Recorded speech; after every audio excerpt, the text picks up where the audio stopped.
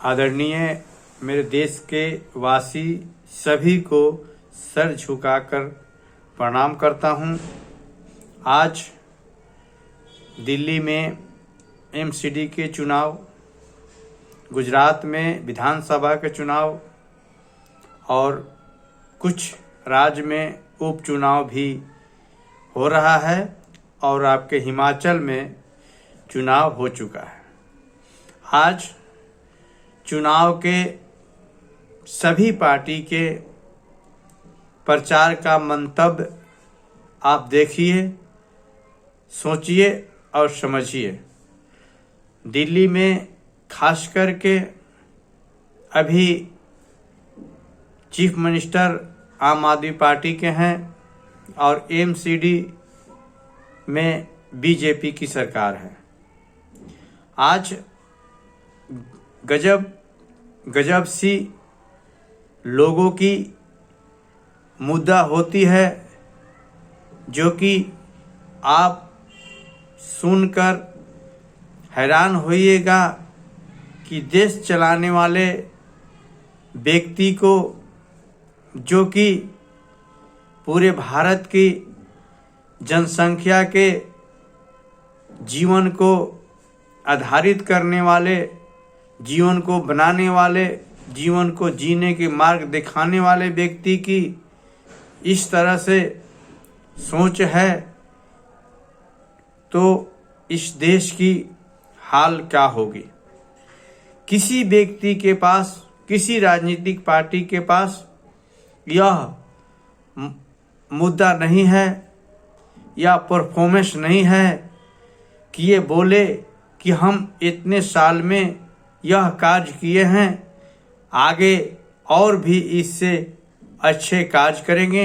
जिस तरह से हम व्यवस्था को आगे और सुदृढ़ करेंगे और इतने साल में इतना हमने विकास किया है, आगे भी विकास के मार्ग, उसी मार्ग पे चलकर आगे विकास करेंगे।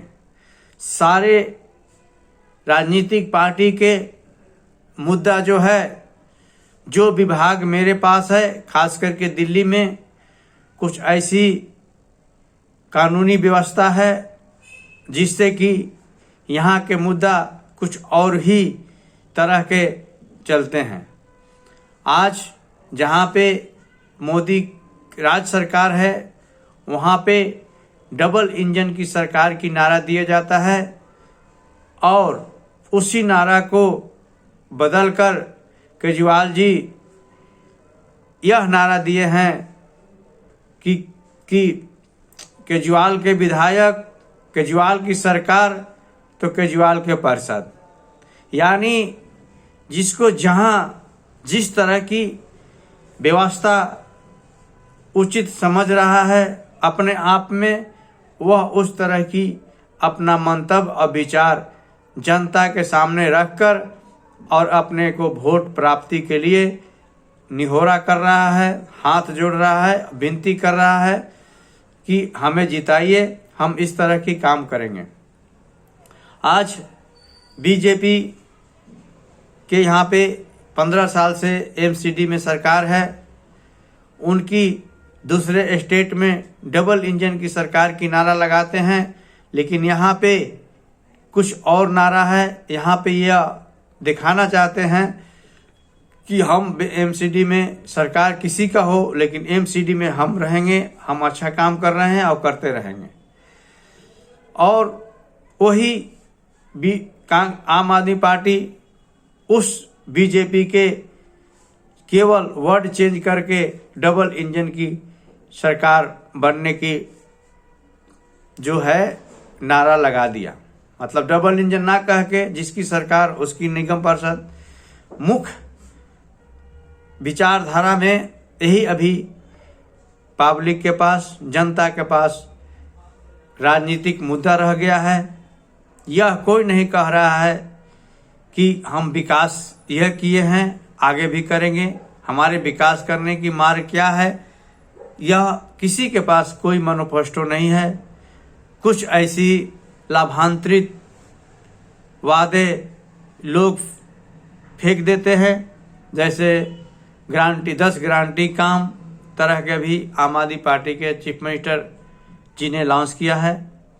और बीजेपी के सारे जो आम आदमी पार्टी के चीफ मिनिस्टर के हाथ में कार्य है उसको निंदनीय प्रचार के रूप में कर के अपने वोट प्राप्ति की निहोरा जनता के सामने कर रहे हैं लोग। इस तरह से आज के डेट में इलेक्शन की व्यवस्था बन गई है, जिसे कि पब्लिक के समझ में ही नहीं आता, लेकिन मजबूर पब्लिक है, किसी को ना किसी को वोट देना है। नहीं भी देगा तो 1 और 2 होने से 2 वाला जीत जाएगा, 1 वाला हार जाएगा। इससे तो कोई गणना लेते नहीं है कि परसेंटेज वोट क्या आया, कितना में जीता, क्या हुआ, कितनी जनता है उसके पक्ष में है।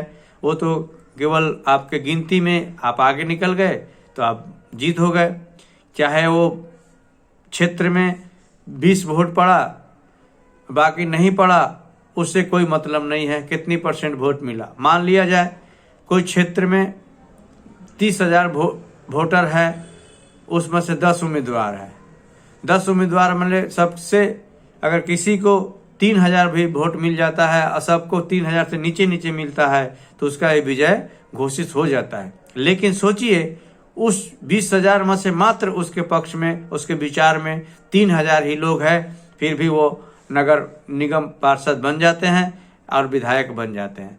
यह प्रवृत्ति हमारे देश के राजनीतिक में है, जिसके कारण से जनता सोचते हुए भी अच्छे उम्मीदवार की कोई निर्णय नहीं ले पाता है और कोई भी व्यक्ति आराम से जीत जाता है। यह हमारे देश के बहुत ही दुर्भाग्य है। राजनीतिक व्यवस्था इस तरह से चरमरा गया है जिससे कि आम आदमी पब्लिक को कुछ समझ में नहीं आता कि हम कैसे करें और हमारे देश विकास कैसे करें, हम जनता विकास करें कैसे करें, और निरपेक्ष भावनाओं से सरकार की योजना को जनता के सामने कैसे प्रयोग किया जाए, इसके समझ ही नहीं लोग के पास आ रहा है। इलेक्शन आता है, लोग जीतते हैं, फिर 5 साल में उसी तरह के मुद्दा एक, और हर राजनीतिक पार्टी में इतनी कमी है कि किसी को निंदा करने के लिए आपको स्टडी करने की जरूरत नहीं है। मार्केट में ही इतनी निंदा है कि आप चलते फिरते भी 50 निंदा आराम से हर राजनीतिक पार्टी को कर सकते हैं। इतना इन लोग के काम में कमी है और काम करने के तरीका गलत है।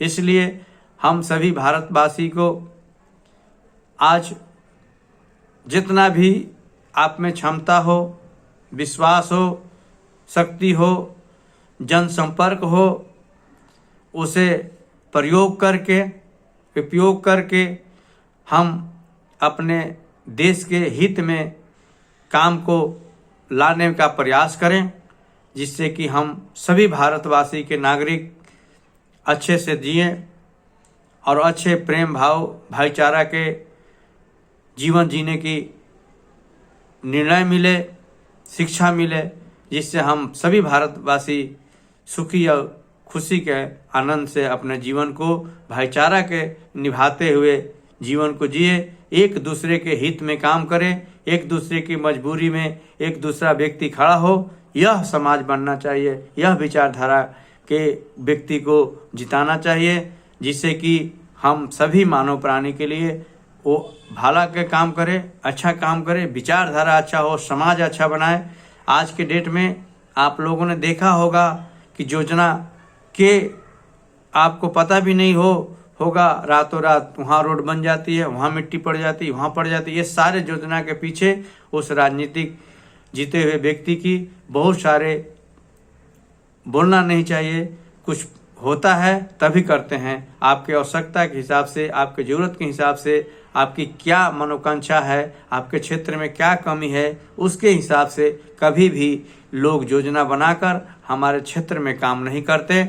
इसलिए हम सभी से निवेदन करता हूं कि आप लोग उस विचारधारा को बदलने का प्रयास कीजिए, जिससे कि हम मानव प्राणी एक दूसरे के मानव प्राणी की समस्या को समझे, अपने क्षेत्र में वास्तविक में जो काम है उसको होना चाहिए और इस तरह से होना चाहिए कि जिस क्षेत्र में काम हो रहा है उस क्षेत्र के व्यक्ति को हर चीज के सरकारी योजना के बारे में पता होना चाहिए और उस टेंडर में क्या पैसा आया उसके बारे में होना चाहिए, कितनी की टेंडर है उसके बारे में होना चाहिए। और इसके बाद कंप्लीट होने के बाद उस क्षेत्र के व्यक्ति से, जो वहाँ के ग्रामीण क्षेत्र के व्यक्ति है, उस रोड को, उस शौचालय को या एवरीथिंग कुछ भी बने उस क्षेत्र के आदमी से ही उद्घाटन करना चाहिए कि आप इस क्षेत्र में, आपके क्षेत्र में बना है ये चीज, आप इससे पूरी तरह से संतुष्ट हो, आपके सुविधा के लिए बना, यह जरूरी थी। इस तरह की विचारधारा को लेकर उस क्षेत्र के व्यक्ति से उसकी उद्घाटन होना चाहिए। इस तरह के कानून और व्यवस्था में परिवर्तन होना चाहिए, सोच में परिवर्तन होना चाहिए, तभी हम मानव प्राणी वास्तविक में सरकारी योजना के लाभ उठाकर और सही जो उचित कार्य में वो पैसा लगेगा, तभी हम एक विकासशील देश, विकास पुरुष और विकास देश बनाने में सफल होंगे और सही विचारधारा को अपनाने में सफल होंगे। इसी वाणी के साथ आज के वाणी में समाप्त करता हूँ। सभी देशवासी को सर झुका के हाथ जोड़कर प्रणाम करता हूँ और सभी लोग स्वच्छ रहें, सुंदर रहें, विचारधारा बना रहे, एक दूसरे से प्रेम भाव बना रहे, इसके लिए ईश्वर से मनोकांक्षा करता हूँ, प्रार्थना करता हूँ। जय हिंद, जय भारत।